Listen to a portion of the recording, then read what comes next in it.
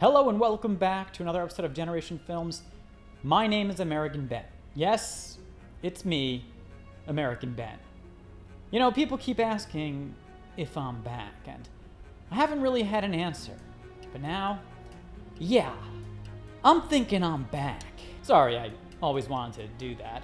Truth is, I'm not sure if I'm ready to come back yet full time, but hey, I felt like it was worth a try today because I miss you guys. Eventually, I'll come on here and explain my absence. For now, I'll just say it has been medical in nature, and the last 3 months have been the hardest of my entire life. But here I am. Fuck you, Slaanesh. Praise to the God Emperor, let him forever reign over mankind.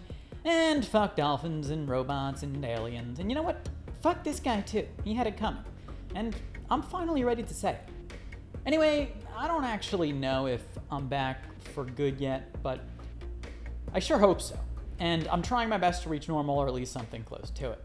Today, we are going to break down the best strategies for taking out the Eldar, the craftworld Eldar, that is, the Asuryani, if you will, those elitist Xeno-Elfin psychic bastards. Some of the stuff in today's video will apply to other Eldar cultures, but I kind of want to do a separate video on the Drukhari eventually, basically the more likable Eldar sect. This video won't be that good, though. It's kind of just a practice run for me to see if I can get through one, so bear with me and have patience and faith.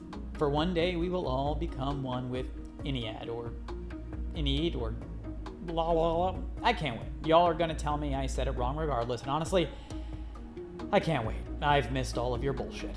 Anyway, on to the video. Our first strategy is, of course, temptation.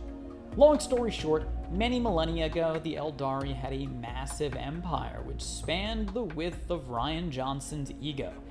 God damn it, Alan, stop trolling my scripts. Anyway, yeah, it was a big empire, but its success led to hedonism, and eventually the Eldari fell into sin, which led to the near extinction of their race and the birth of the chaos god Slaanesh, aka Slaanesh, aka She Who Thirsts, but going off that picture, Me Who Thirsts. Sorry, I'll shut up. Basically, Slaanesh now haunts the Eldari from the warp, feeding on their energy. The Eldari find themselves so vulnerable to Slaanesh because of their tendency towards extremes. The same mind power which has led them to high highs is also capable of bringing them to low lows. And Slaanesh feeds on their strong emotions and, by extension, their souls. What I'm getting at here should be fairly obvious. Defeating the Eldari is best done by tempting them to break their strict code, which keeps them balanced, and thus see them fall to pleasure and pain. Thus, to simply fight the Eldar head-on may prove fruitless. Instead, providing them with vice and riches could do more to fell them than any las cannon ever could. Our second strategy should seem like a no-go. As in, don't go after the craftworlds, and I partly think doing so is a bad idea as well.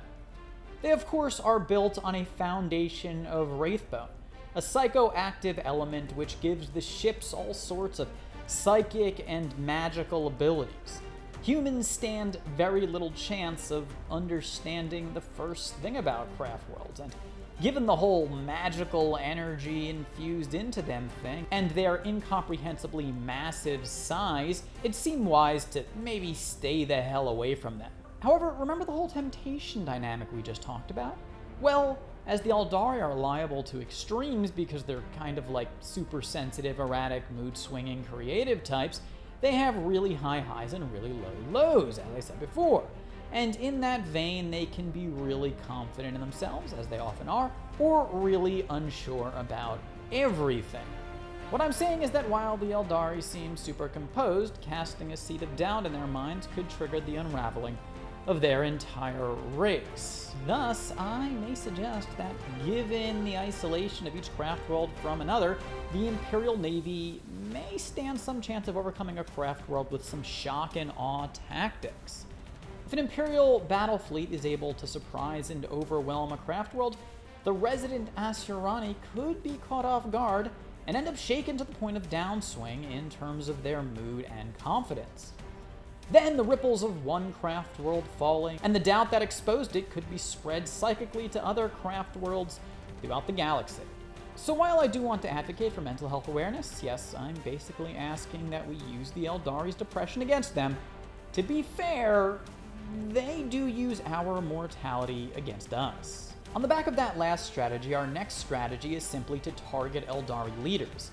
Again, what seems like a highly advanced and indestructible society at first glance is actually somewhat fragile, as though boasting powerful technology, small flaws can quickly overrun their empire. If the Eldari see their leaders, or perhaps even better yet, their best seers fall, they again may fall to doubt, or wonder if the narratives fed to them about the supremacy of their race are true, or if they have been lied to. Where orcs and Tyranids kind of have no emotion, Eldari do. And they can get shaken if the top of their hierarchy falls. Our fourth strategy is an obvious one. Develop and implement anti-psychic technology. Yes, the Eldari don't love the warp more than anyone else. I mean, Slaanesh, their personal devil, resides in there. But they are still psychic and can make their way through it using a series of paths called the Webway, which, yes, like me, has somewhat fallen into disrepair, but is still serviceable to some degree. I'm rambling, but unlike the other races I've covered in this series, we can't just lead the Eldari into the warp and hope they get lost and swallowed up by Slaanesh. Moreover, if humans are going to overcome them, then they'll have to have tech capable of hindering the Eldari's unmatched psychic prowess. For instance, if the shock and awe plan is going to work, it's probably going to need some element of surprise, which is sort of difficult to accomplish when one's enemy knows you're coming simply by looking into their own minds. This may seem like a rather simple and broad suggestion, but A, like I said, and coming back slow here, and B, it's part of an important larger initiative I have to shit on the Adeptus Mechanicus and hopefully motivate them to get their act together so humans don't go extinct. Our final strategy is an oldie but a goodie. Ye old Warp Rift. Yes, we can't hope to lead the Eldari into the warp to their doom. After all, they're psychic and probably too smart to do that in the first place. However, letting the energies of the warp out would be devastating to the Eldari. The forces of chaos, specifically the armies of Slaanesh, would be set free to feed on the Eldar directly within real space, a dynamic which no doubt would spell the end of the Eldari race. Now, this is almost too cruel of a strategy to suggest. I only raise it as a last resort measure if the Eldari get so full of themselves that they decide to start wraith-boning the galaxy. But at that point, they may be falling towards hedonism and collapse again anyway. You know, too much wraith-boning. But still, poor Eldari. They can't win without losing. Also, I've heard that warp rifts are kind of hard to clean up and could lead to the destruction of the entire galaxy, so yeah, tread lightly when opening them up. Anyway, that's today's video, a short and simple one, but the best I can do for now.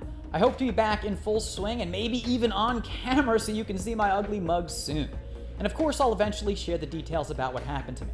Again, I do think I'm going to be just fine, nothing too crazy or serious. Until next time, this is American Ben. Catch you later. Peace.